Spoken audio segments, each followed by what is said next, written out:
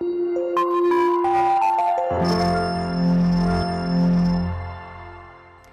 बच्चों, I hope you all are doing good. Today we are doing the chapter named The Creation of an Empire. कैसे एक new empire create होता है, that we will read in this chapter. Just read the learning outcome. India on the eve of Mughal conquest, the early Mughal and Sher Shah Suri, case study of Akbar and the Mughal emperor after Akbar. तो ये हम इस chapter में पढ़ने वाले हैं. First is India on the eve of Mughal conquest. India in the 16th century CE presented a picture of political disunity and disarray. The Delhi Sultanate had shrunk in size and power, with several regions breaking free from its control. The governor of Punjab, Daulat Khan Lodhi, had declared his independence from Delhi Sultanate. So had the governor of Bengal, Sindh, Multan and Jaunpur. The rulers of Mewar, Malwa, Gujarat and Khandesh no longer owned allegiance to the Delhi Sultanate. In the Deccan of the south, powerful regional kingdoms like the Brahmani kingdom and the mighty Vijayanagar empire ruled. Okay. उस time पर क्या हो रहा था, जो दिल्ली सल्तनत थी वो अपने साइज़ में कम होती जा रही थी, पावर उनकी कम होती जा रही थी.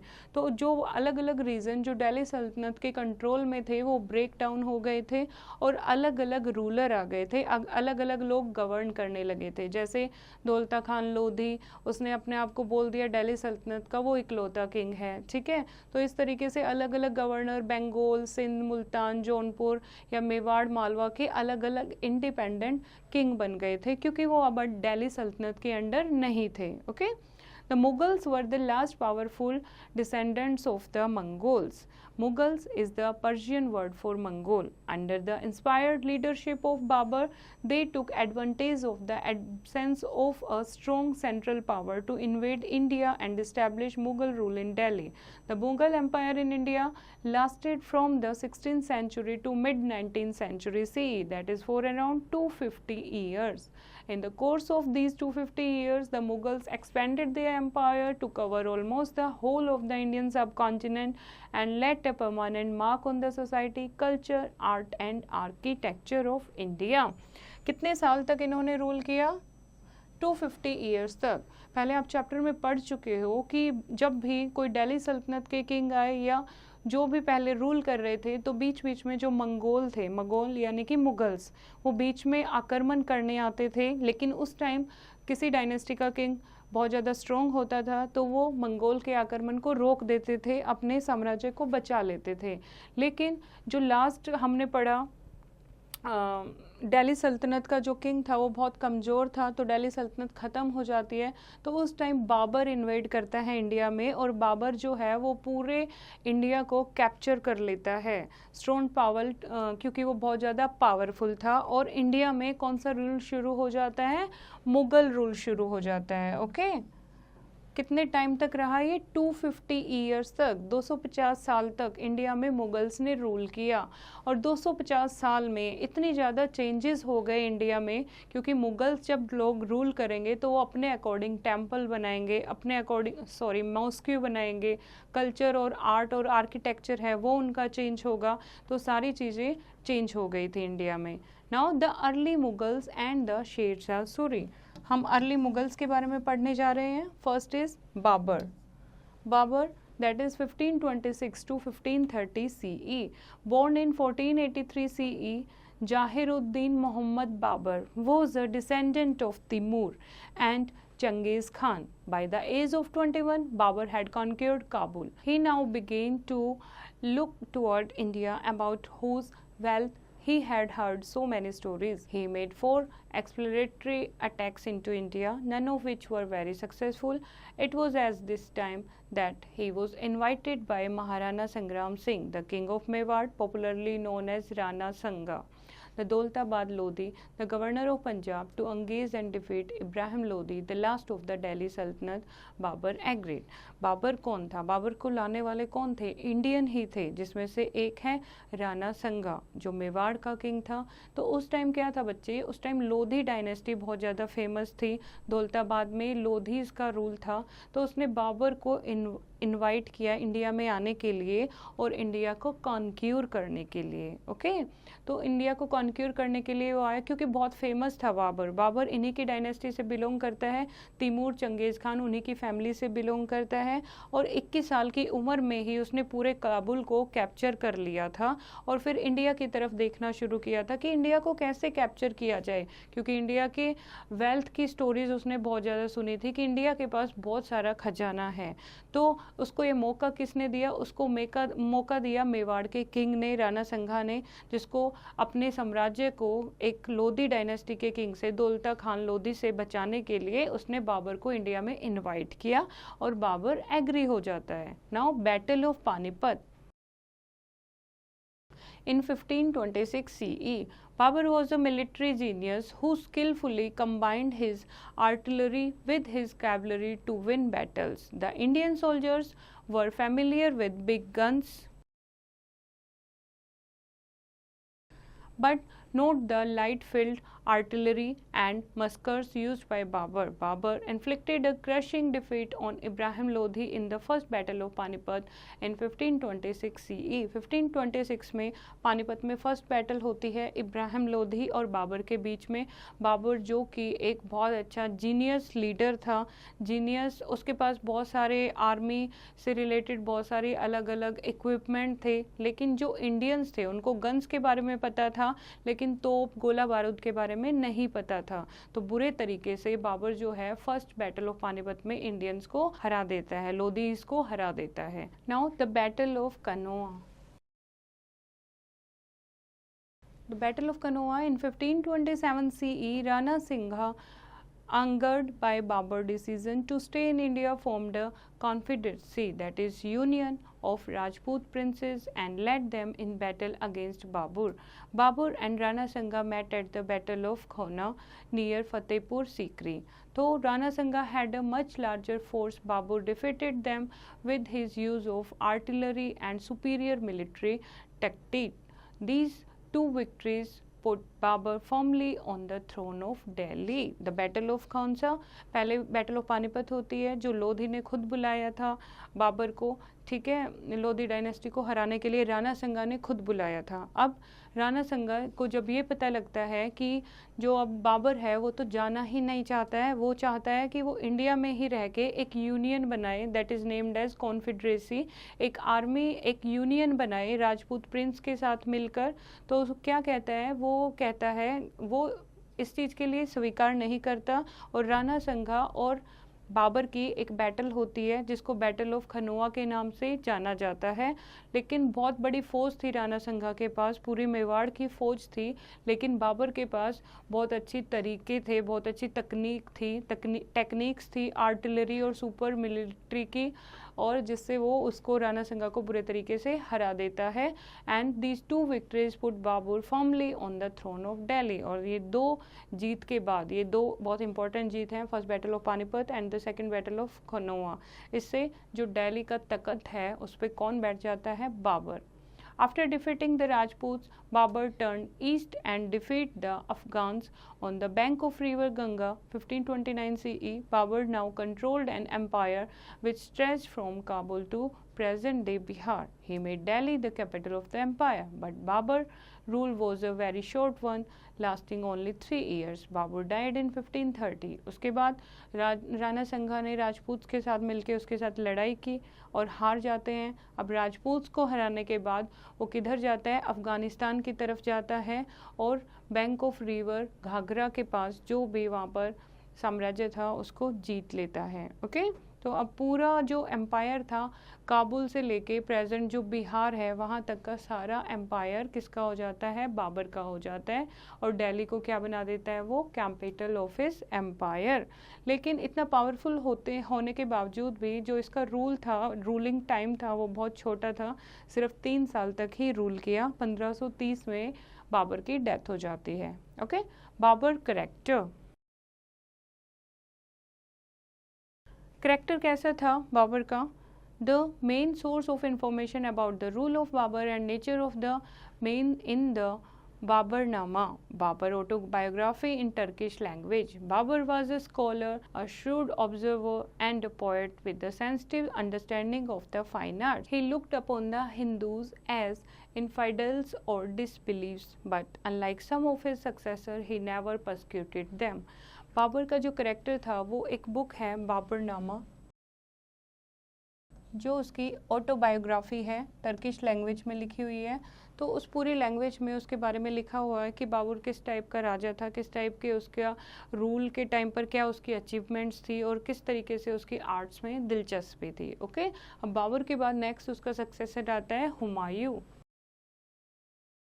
Humayun 1530 to 1540 CE and 1555 to 1556 CE.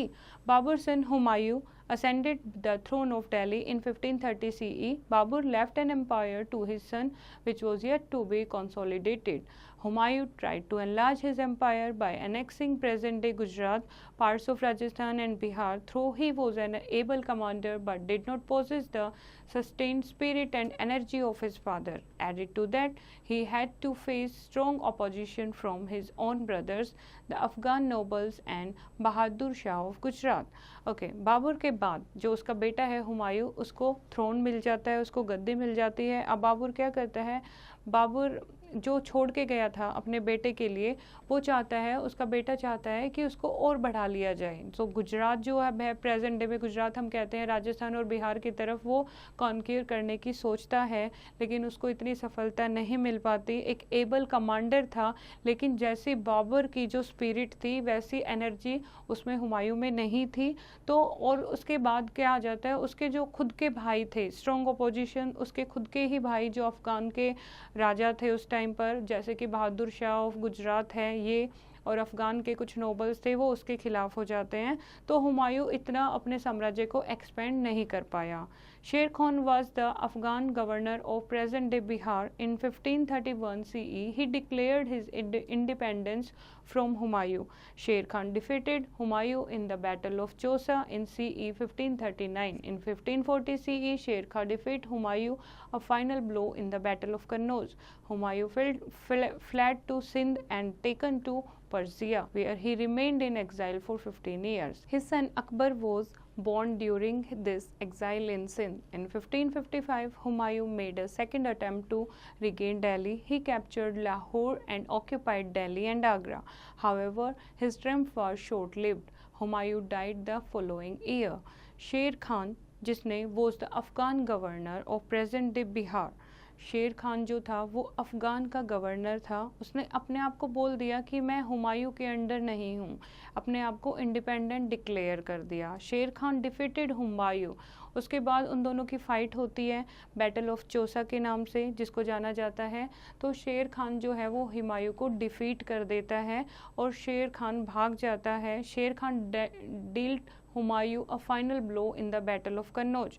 एक बैटल ऑफ चौसा होती है, उसके बाद बैटल ऑफ कन्नौज होती है, तो जिसमें हुमायूं शेर खान से डर के भाग जाता है। कहाँ भाग जाता है? सिंध, पर्सिया में 15 साल तक वो वहीं रहता है और वहाँ पर उसका बेटा होता है Akbar. In 1555, Humayun made a second attempt to regain Delhi. अब हुमायूं 15 साल के बाद फिर से एक अटैम्प्ट करता है दिल्ली पे जीतने के लिए। He captured Lahore and occupied Delhi and Agra. However his triumph was short lived. Humayun died the following year. लेकिन लाहौर और दिल्ली और आगरा को वो कैप्चर कर लेता है, पर जो उसकी जीत है वो कुछ ही टाइम तक चल पाती है, क्योंकि कुछ टाइम बाद उसकी डेथ हो जाती है। Okay, the short rule of Sher Shah Suri. जो शेर खान शेर शाह सूरी का जो शॉर्ट पीरियड था उसके बारे में हम बात कर रहे हैं।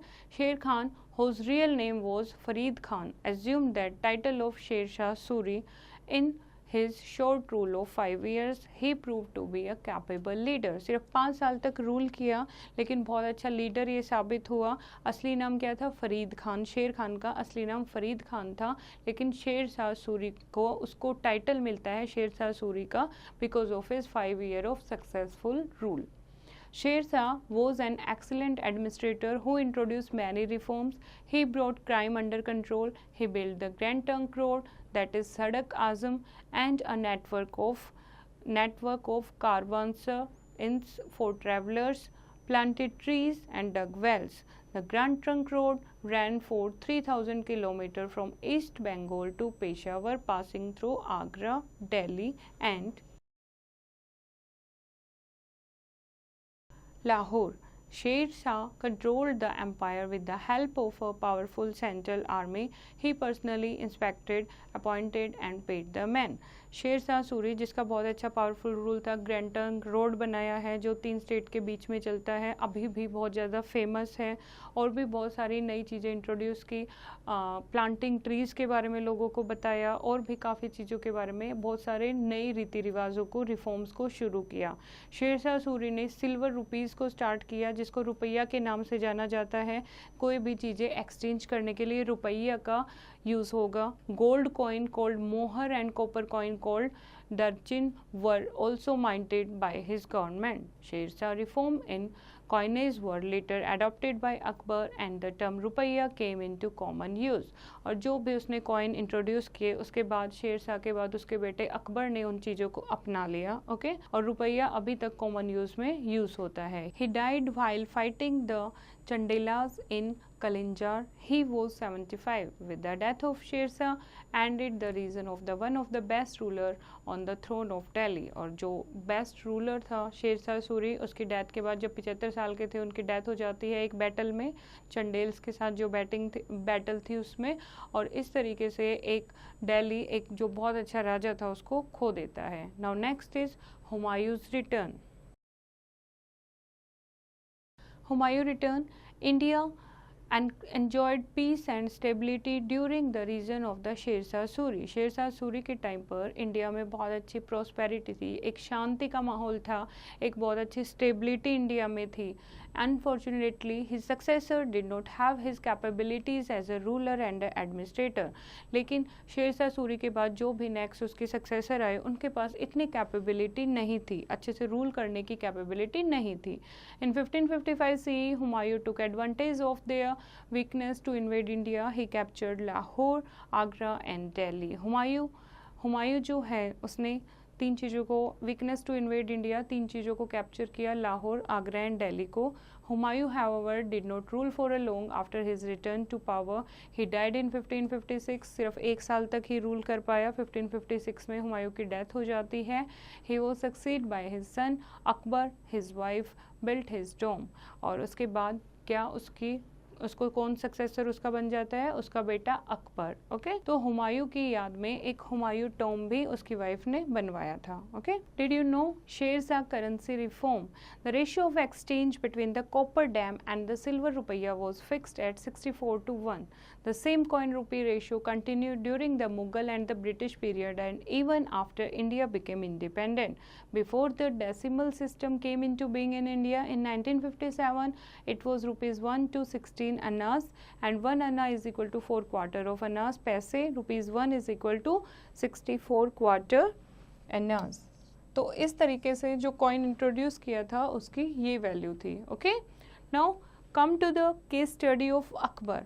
Case study of Akbar that is about Akbar reign and Akbar administration, Akbar conquest, उसके बारे में हम पढ़ने जा रहे हैं। Okay, Akbar was only 13-year-old when he became the emperor। During the 50 years of the rule, he proved himself a worthy king of great country। Akbar जिसने कितने साल तक रूल किया इंडिया पर? 50 ईयर्स तक रूल किया। ओके, 13 साल में अकबर राजा बन गया था और बहुत अच्छे से ग्रेट कंट्री, इंडिया को एक ग्रेट कंट्री बनाने में अकबर का भी रूल है, अकबर का भी रोल है। तो एक ग्रेट कंट्री का एक अच्छा राजा प्रूफ हुआ, साबित हुआ Akbar. Bairam Khan was a great general and looked after the affairs of the kingdoms for 4 years, 1556 to 1560, of great difficulty। In 1560 CE, Akbar took the reign of the government in his own hand and advised Bayram Khan to go on a pilgrimage to Makkah। He was however killed on the way in Gujarat। Bairam Khan जो पूरे सारे kingdom के affair देखता था 4 साल तक, किसके under में काम करता था? अकबर के अंडर में। ठीक है, तो कुछ टाइम के बाद अकबर ने सारी चीज़ें अपने हाथ में ले ली, अपने कंट्रोल में ले लिया और बैराम खान को बोला कि एक धार्मिक यात्रा पे मक्का निकल जाओ, ठीक है। और लेकिन मक्का नहीं पहुंच पाए, रास्ते में ही गुजरात में बैराम खान की डेथ हो जाती है। Now conquest of Akbar, Malwa was conquered in 1561. In 1564, Akbar attacked Gondwana, where the brave Rani Durgavati bravely resisted the Mughal forces. She was defeated. Akbar wanted to expand his kingdom and bring about peace and order all around. He established friendly relation with the brave Rajput. He himself married a number of Rajput princes. Many Rajputs were holding high offices in the administrations. Many of his loyal advisors were Rajput, like Raja Man Singh. There were, however, many brave Rajput rulers such as Rana Uday Singh and Rana Pratap who challenged Akbar's might. Akbar advanced to Chittor in 1567. The battle continued for 4 months when Jamal, the commander of Chittor, was killed. Mewar passed into the hands of the Mughals. Rana Uday Singh's son, Maharana Pratap, was equally a valiant king, though he was defeated at the Battle of Haldi Ghati in 1756. He took to hills and continued his battle from hill to hill for about 20 years until his death in 1597. He became a symbol of Rajput bravery and love of freedom. बहुत सारे राजपूत्स ने अकबर के साथ हाथ मिला लिया था, लेकिन और भी बहुत सारे पावरफुल राजपूत थे जो हाथ नहीं मिलाना चाहते थे। इवन उन्होंने मुगल किंग अकबर को चैलेंज किया, ठीक है। उनमें से one of them Maharana Pratap थे, जो बहुत ब्रिलियंट किंग थे, बहुत पावरफुल किंग थे। और हारने के बावजूद भी बैटल ऑफ हल्दी घाटी 1756 में हार जाते हैं महाराणा प्रताप। हारने के बाद भी जो बैटल है वो कंटिन्यू रहती है हिल टू हिल, और कम से कम 20 साल तक ये चलती है, उनकी डेथ तक। 1597 में उनकी डेथ तक ये चलती है। तो इससे पता लगता है कि राजपूत जो थे, अकबर जो पूरे इंडिया का किंग बन गया था उस टाइम पर, लेकिन उसके बावजूद उनके साथ उनको चैलेंज करने वाले राजपूत थे। तो उससे पता लगता है कि इतना लव ऑफ फ्रीडम उनका कितना था, और राजपूत जो थे वो ब्रेवरी, बहादुरी के सिंबल थे। ओके, तो now Akbar conquered Bengal in 1576 and Gujarat in 1578। Almost पूरे इंडिया को, चाहे वो बंगाल, गुजरात, नॉर्थ वेस्ट, पूरे इंडिया पर अकबर ने कॉन्क्यूर कर लिया था। Okay, The Deccan states of Ahmednagar, Bijapur, Golconda, which had destroyed the Vijayanagar Empire, resisted both diplomatic and military offensive of the Mughals.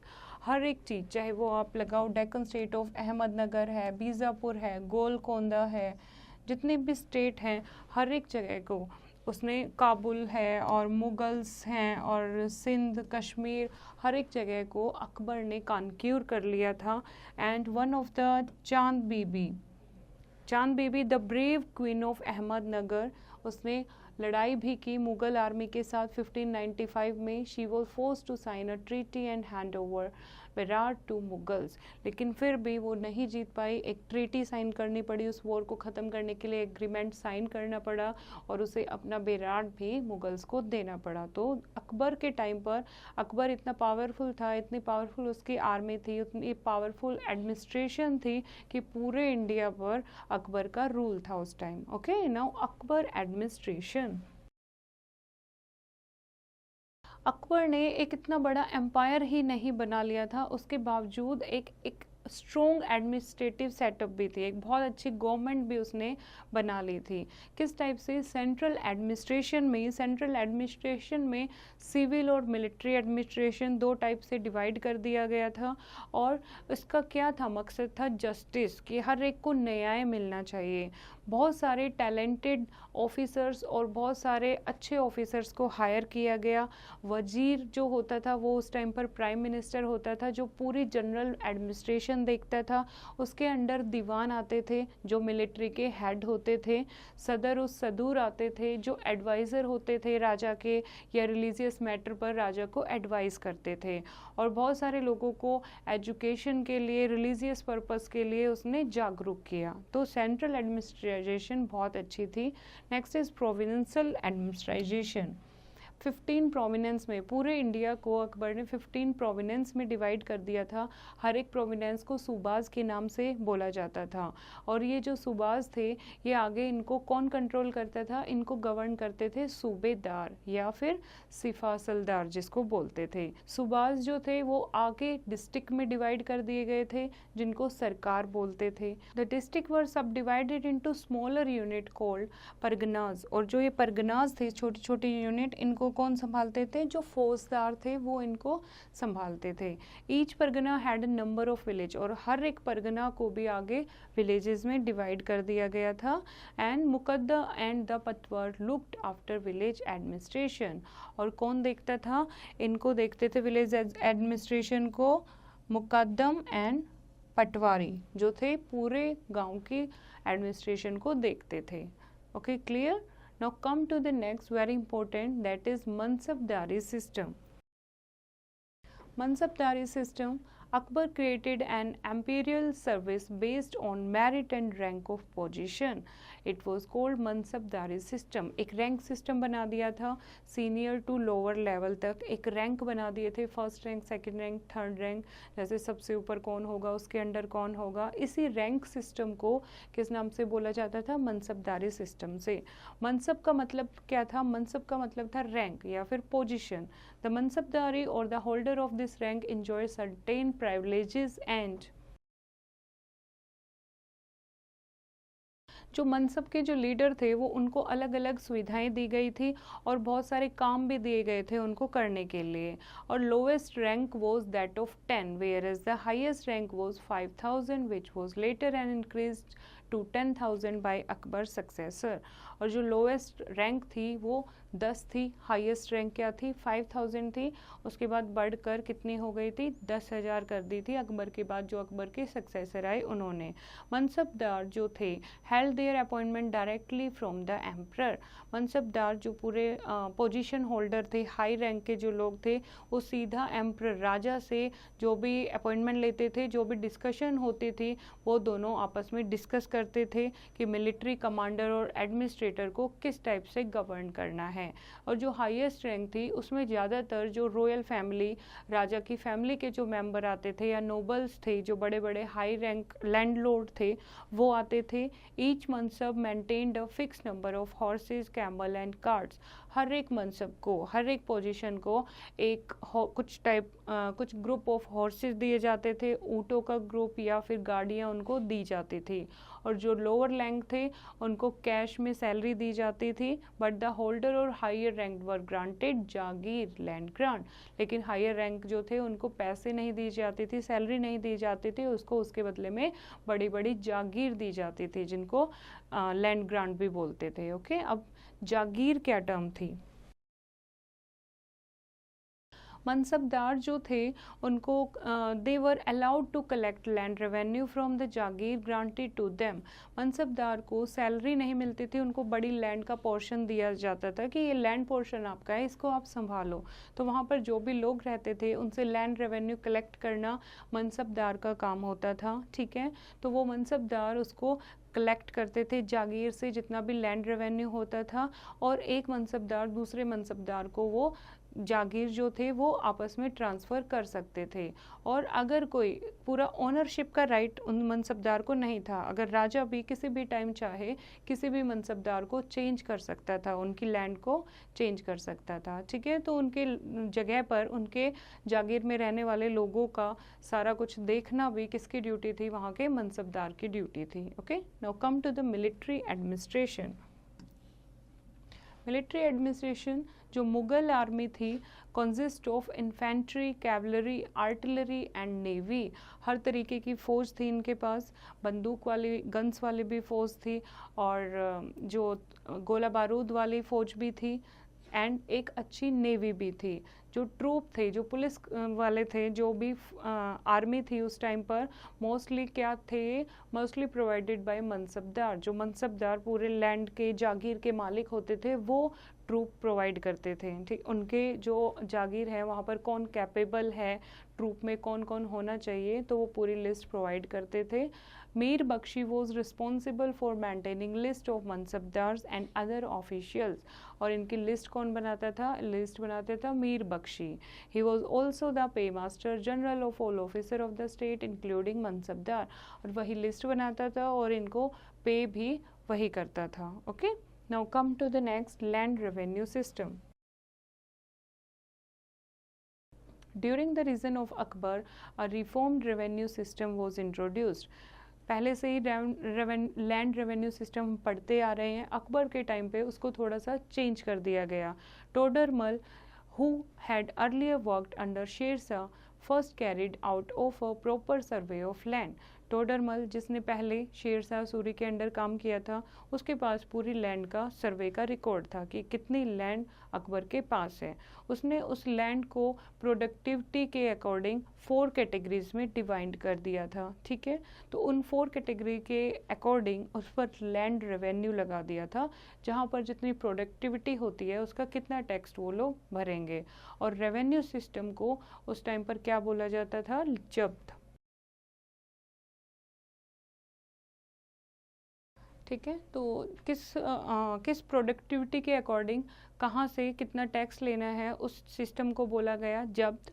It was also known as Todarmal बैंडपोस्ट because Todermal was Akbar revenue minister. The revenue was collected by the village headmen, जो भी मनसबदार थे या मुकद्दम थे वो इसको collect करते थे, एंड फिर उसको ज़मींदार को देते थे। ज़मींदार उस चीज़ों को मनसबदार तक पहुंचाते थे और मनसबदार उसको कुछ अपनी जागीर पर लगा लेते थे और कुछ राजा को डिपॉजिट कराते थे। Okay, now come to the next, Akbar religion ideas. Akbar के धर्म के लिए क्या उसके आइडियाज़ थे। अकबर जो था वो मुस्लिम धर्म से बिलोंग करता था। Akbar build the Ibadat Khana at Fatehpur Sikri. Here Akbar had religious discussion with preachers of different religion.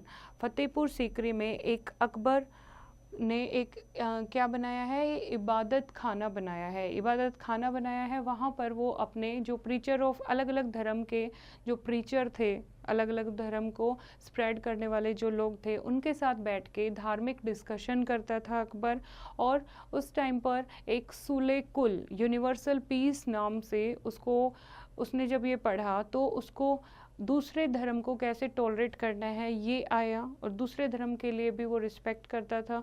उसने हिंदूज़ का दिल जीतने के लिए जाजिया टैक्स जो नॉन मुस्लिम पर लगता था उसको रिमूव कर दिया। और 1580 में जो अकबर था उसने क्या शुरू किया, उसने शुरू किया दीने इलाही, एक नया डिवाइन रिलीजन इंट्रोड्यूस किया जो किस पर फोकस था, वो फोकस था honesty, truth, justice and peace पर फोकस था। लेकिन दुर्भाग्यवश ज़्यादातर लोग इस नए रिलीजन की तरफ, दीने इलाही जो नया अकबर ने रिलीजन शुरू किया, ज़्यादातर लोग उसकी तरफ आकर्षित नहीं हो पाए। Now Akbar Mausoleum. Akbar was a great conqueror and a able ruler. He was one of the greatest monarch known to history. His mausoleum is at Sikandra near Agra, और इसकी कब्र कहाँ बनी हुई है, सिकंदर आगरा के पास बनी हुई है। और अकबर जो था वो एक ग्रेट कॉन्क्यूर, बहुत महान विजेता थे, जिन्होंने बहुत एबल रूलर थे, जिन्होंने पूरे इंडिया का कॉन्क्यूर किया और बहुत अच्छे से इंडिया को रूल किया। Okay, now come to the next, the Mughal emperors after Akbar. First is Jahangir in 1605 to 1627 CE. Prince Salim, the eldest son of Akbar, ascended the throne of Delhi as the 4th Mughal ruler amidst rebellion and plotting by his own son Khusro. He assumed the name Jahangir. Prince Salim का नाम जहांगीर पड़ा, ठीक है। अकबर का सबसे बड़ा बेटा था जिसने खुद के ही बेटे ने जिसको लूटा था, तो जहांगीर के नाम से बाद में इनको जाना गया। One of the first tasks ahead of Jahangir was to control his rebellion son Khusro. When Jahangir was informed that the Sikh Guru Arjan Dev had aided Khusro in his rebellion, he was enraged and imposed a fine on the Guru. Arjan Dev refused to pay the fine. Furious at the disobedience, Jahangir had executed Arjan Dev. खुद का बेटा ही खिलाफ था जहांगीर के, ठीक है, खसरो नाम था, तो वो क्या करता है, वो एक दूसरी जो अकबर के जहांगीर के खिलाफ थे, एक रेबेलियन जो जिसको लीड कर रहे थे सिख गुरु अर्जन देव, उनके साथ मिल जाता है।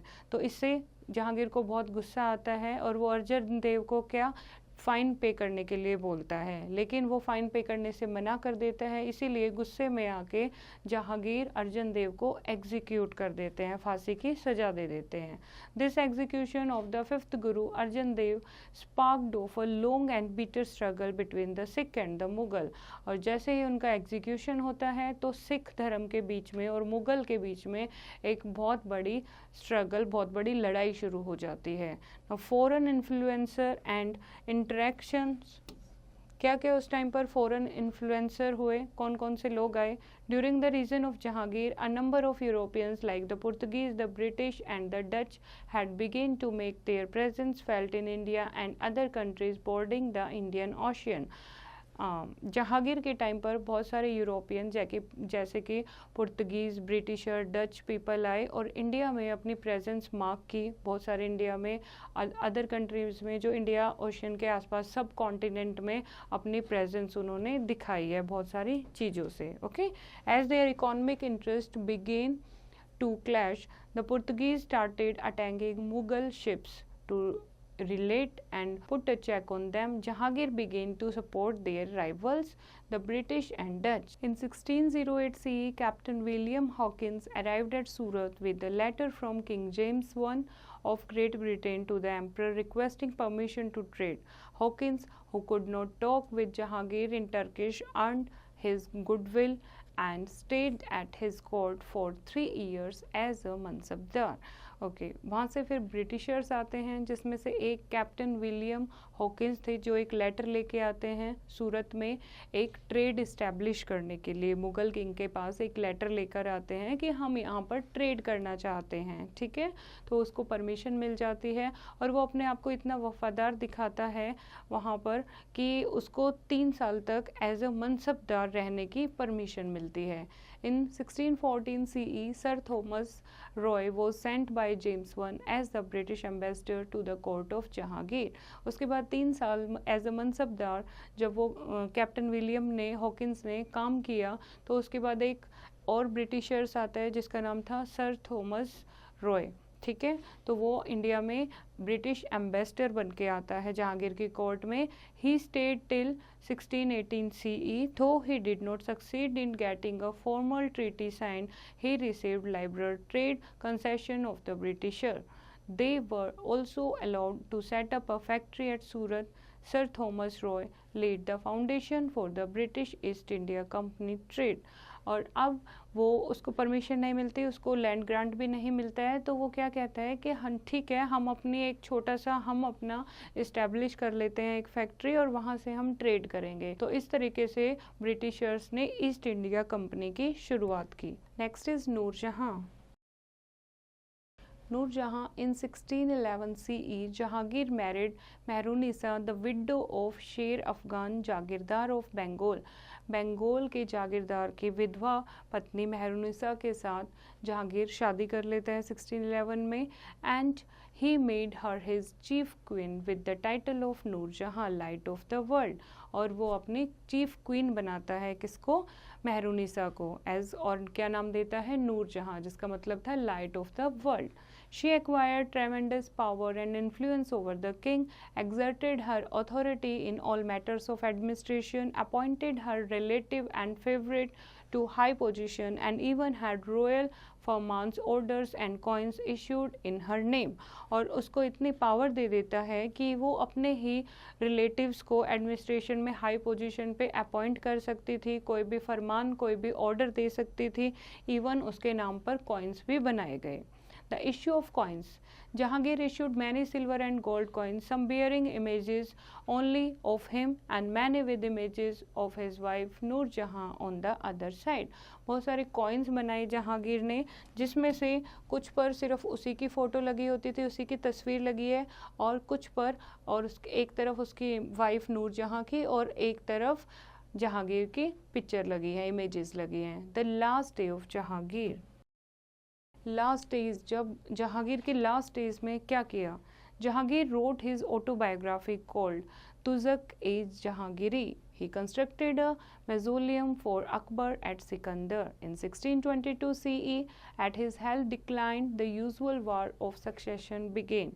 The one to emerge as the next ruler among his three surviving sons was Shah Jahan. Okay. Last stage में क्या किया जहांगीर ने? अपने फादर अकबर के लिए एक सिकंदर में एक वो बनवाई, कब्र बनवाई उनकी, ठीक है।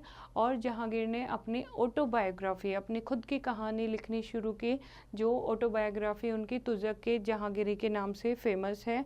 उसके बाद जब ये बहुत ओल्ड हो गए थे, बहुत वीक हो गए थे, तो इनके सक्सेसर की पावर शुरू हो गई थी। तो नेक्स्ट सक्सेसर कौन शुरू हुआ इनका? फर्स्ट शुरू हुआ शाहजहां से। Shahjahan 1628 to 1658 CE, Prince Khurram, where he ascended the throne, took the title of Shahabuddin Muhammad Shah Jahan. He was born in 1592 CE to the Hindu princess Bhanumati, the daughter of Rana Uday Singh of Mewar. Shah Jahan married Noor Jahan, niece Mumtaz Mahal, और शाहजहां ने मुमताज महल से शादी की जो कि नूर जहां की ही नीस थी। Okay, now Shahjahan campaign. Shahjahan ने कहाँ कहाँ कैंपियन चलाए, कौन कौन से एरिया को कॉन्क्यूर करना चाहा? Shahjahan led successful military campaign against Mewar, Kangra and the Deccan kingdoms. He sent his son Aurangzeb to subdue the ruler of Bundelkhand at Orchha. अपने बेटे औरंगजेब को भी उन्होंने अलग अलग जगह पर भेजा, ठीक है। Shahjahan then went to Bengal to put down the growing power of the Portuguese. उसके बाद बंगाल की तरफ गए ताकि जो पुर्तगीज़ लोग हैं उनकी जो पावर बढ़ रही है उनको सुप्रेस करने के लिए, दबाने के लिए बंगाल की तरफ गए। The Portuguese were carrying out illegally trading activities and were believed to be forcibly converting people to Christianity. More than 10,000 Portuguese were killed and many imprisoned. वहाँ पर उन पर क्या ब्लेम लगा था बंगाल में कि वो बहुत सारे लोगों को क्रिश्चियन रिलीजन में कन्वर्ट कर रहे हैं और इलीगल ट्रेड एक्टिविटीज़ वहाँ पर कर रहे हैं। तो जब शाहजहां वहाँ पहुँचा तो कम से कम 10,000 पुर्तगीज़ को मार दिया गया और बहुत सारे लोगों को पकड़ लिया गया, ठीक है। शाहजहां विश्ड टू कैप्चर, कौन कौन सी जगह कैप्चर करना चाहता था? Kandahar which was strategically important and bulk in central Asia. Neither of these attempt was successful. वो इन दो सिटीज़ को और कंट्रोल करना चाहता था, कैप्चर करना चाहता था, पर दोनों में से कोई भी कॉन्क्वेस्ट सक्सेसफुल नहीं हुई। There was an outbreak of famine and plague in the Deccan, Gujarat and Khandesh. और उस टाइम पर क्या भुखमरी आ गई थी, प्लेग आ गया था डेक्कन में, गुजरात में और कुछ पार्ट खंदेश में। Okay, Shahjahan made extensive arrangement to help reduce the suffering of the people. Shahjahan ने बहुत सारे अरेंजमेंट भी किए ताकि लोग इन चीज़ों से सफ़र ना करें। Now architecture. Architecture, Shahjahan was a master builder. When Mumtaz Mahal died in 1631 CE, Shahjahan built the Taj Mahal to house the tomb of his beloved wife. The Taj Mahal remains one of the wonders of the world to this day. A more detailed study of the architecture of Shahjahan time will be taken up later. Shahjahan ने बहुत जो master builder थे ये अपनी wife Mumtaz महल के लिए, इन्होंने ताज महल भी बनवाया था जो कि अब वन ऑफ द 7 वंडर में से एक है। ओके, एडमिनिस्ट्रेशन ऑफ शाहजहां, कौन सा सिस्टम इन्होंने इंट्रोड्यूस किया था? मनसबदारी का, ठीक है। मनसबदारी का सिस्टम इंट्रोड्यूस किया था जहाँ पर मनसबदार बना देते थे जो पूरे अपने जागीर को गवर्न करते थे। Now next is European visitors. किस किस ने उस टाइम पर विजिट किया? French traveler Barnier and Tavernier, and Italian traveler, that is Nicolas Manussi, and English visitor visited the court of Shah Jahan and have left vivid description about his rule.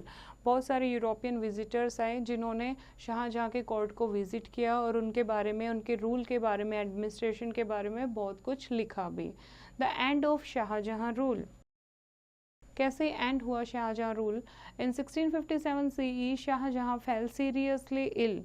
His 4 sons Dara Singh, Shuja, Murad and Aurangzeb battled for the right to succeed their father. 4 बेटे थे उसके, वो last में बीमार हो जाता है, बहुत ज़्यादा बीमार हो जाता है, तो चारों जो सन थे वो आपस में लड़ते हैं कि कौन नेक्स्ट राजा बनेगा. औरंगजेब विनर होता है तो औरंगजेब को नेक्स्ट सक्सेसर बना देते हैं. The Agra fort with all its treasure was surrendered to Aurangzeb, who made his father a prisoner for life. Shah Jahan died at the age of 74 in 1666 CE. Aurangzeb जो खुद के ही पिता को कैद कर लेता है, एक प्रिजनर बना लेता है, और इस तरीके से 74 ईयर की एज में शाहजहाँ की डेथ हो जाती है. तो औरंगजेब अपने खुद के पिता को प्रिजनर बना लेता है और फिर खुद राजा बन जाता है. Now the rule of the Aurangzeb from 1658 to 1707. The last of the great Mughals, Aurangzeb ruled for almost 50 years. His empire covered nearly the whole of India. 50 साल तक रूल किया. लास्ट ग्रेट मुगल में से, मुगल किंग में लास्ट किंग औरंगजेब था. 50 साल तक rule किया और पूरे इंडिया को ऑलमोस्ट कैप्चर किया हुआ था. रिवोल्ट, कौन कौन सी लड़ाइयाँ इन्होंने की, कौन कौन से वॉर किए.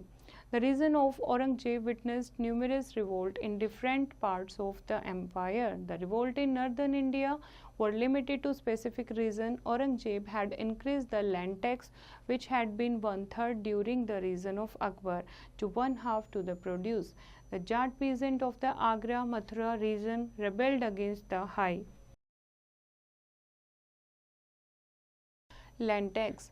The Satnamis and the Bundelas also revolted against Aurangzeb. Akbar के टाइम पे जो टैक्स था, लैंड टैक्स था, वो 1/3 ऑफ द प्रोडक्शन था, लेकिन औरंगजेब ने उस टैक्स को हाफ कर दिया, 50%, 1/2 कर दिया.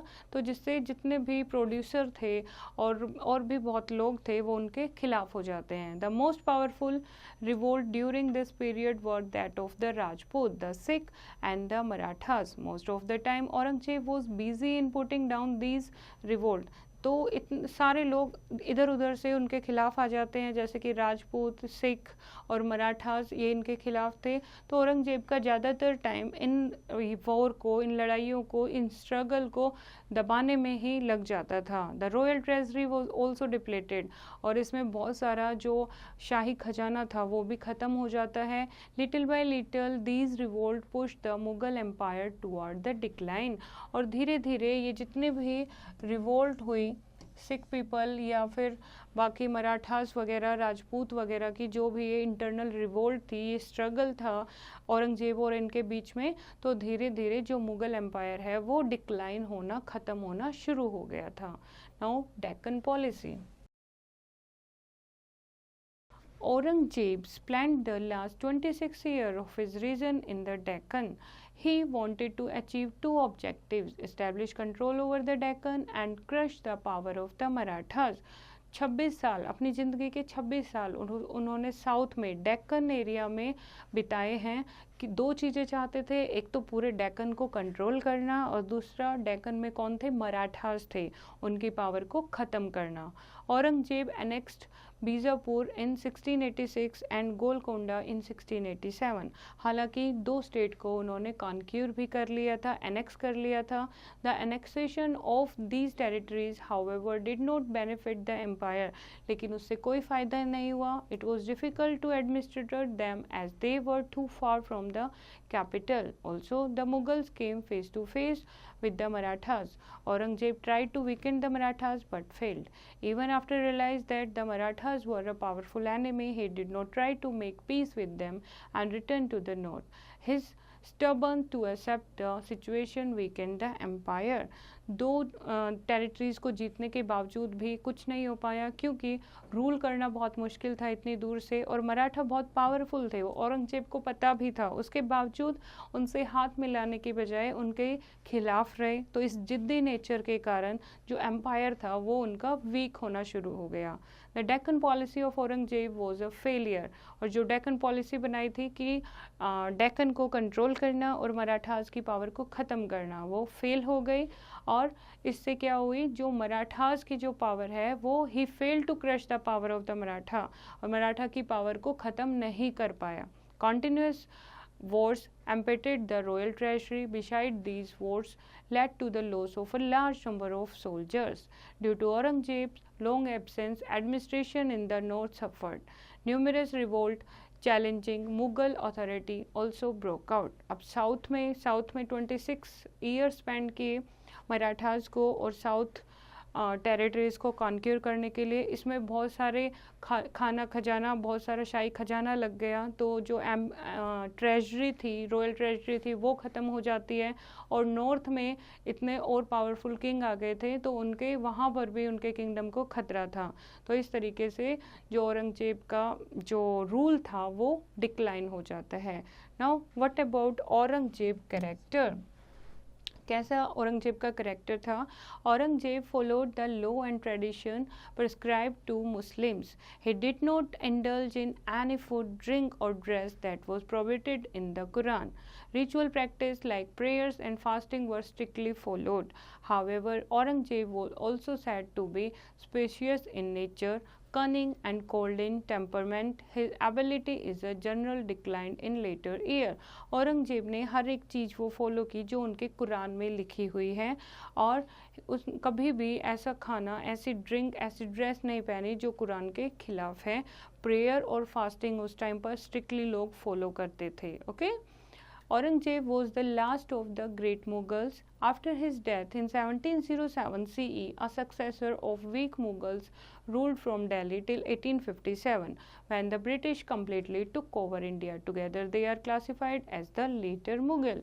और औरंगजेब के बाद थोड़ी टाइम तक कुछ और भी मुग़ल किंग आए, लेकिन वो ज़्यादातर रूल नहीं कर पाए, और तब तक वो अच्छे से रूल कर पाते तब तक पूरा जो इंडिया है उसको किसने कैप्चर कर लिया था? ब्रिटिशर्स ने। ओके। तो जो लास्ट का औरंगजेब के बाद का जो पीरियड था बिफोर द ब्रिटिशर्स कॉन्क्यूर, उसको लेटर मुग़ल के नाम से जाना जाता है। Okay. Now let us read की points. Invited by Rana Sanga, the king of Mewar, and the Daulat Khan, the governor of Punjab, Babur, the ruler of Kabul, invaded India and defeated Ibrahim Lodi and founded the Mughal rule in India. Mughal rule ऐसे start हुआ, ठीक है। खुद Indian king ने ही बुलाया बाबर को invade करने के लिए, इब्राहिम लोदी को, और इस तरीके से मुग़ल रूल इंडिया में शुरू होता है। After Babur death, his son Humayun ascended the throne and annexed Gujarat, parts of Rajasthan and Bihar, but he was defeated in the Battle of Chausa by Sher Khan, the governor of Bihar. Babur की death के बाद हुमायूं, उनका बेटे को throne मिलता है, राजगद्दी मिलती है, और गुजरात और राजस्थान, बिहार को एनेक्स करने की कोशिश करता है, लेकिन बैटल ऑफ चौसा में जो गवर्नर ऑफ बिहार था उससे हार जाता है। Sher Khan assume the title of Sher Shah and ruled the Mughal empire for 5 year.